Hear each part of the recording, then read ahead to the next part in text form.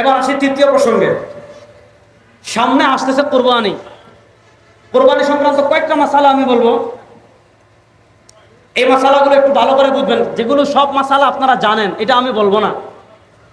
দেখেন, আমরা প্রথম যে জিনিসটা আমাদেরকে বুঝতে হবে, কোরবানি হলো ওয়াজিব। বলেন কোরবানি হলো ওয়াজিব। মুখ খুলে বলেন কোরবানি হলো ওয়াজিব। কেন ওয়াজিব? নবী করিম সাল্লাল্লাহু আলাইহি ওয়াসাল্লাম বলেছেন, মান যাবাহা ক্বাবলা সলাতি, যদি কেউ ঈদের দিন ঈদের নামাজের আগে কোরবানি করে ফেলে, ফালিয়াতবাহ মাকানাহু উখরা, তাহলে যেন আরেকটা জবাই করে। কাজা ওয়াজিবের হয়, ফরজ সুন্নাত কিংবা নফলের কাজা হয় না। কোরবানি একটা ওয়াজিব বিধান। কোরবানি করতে হলে আমাদেরকে কয়েকটা মাসালা জানতে হবে। এক নাম্বার যে মাসালাটা, যদি কেউ নেশাব পরিমাণ মালের মালিক হয়, তার উপর কোরবানি ওয়াজিব। এবার প্রশ্ন হলো, নেশাব কি? শুনেন, যাকাতের নেশাব আর কুরবানির নেশাবে একটা সূক্ষ্ম পার্থক্য আছে।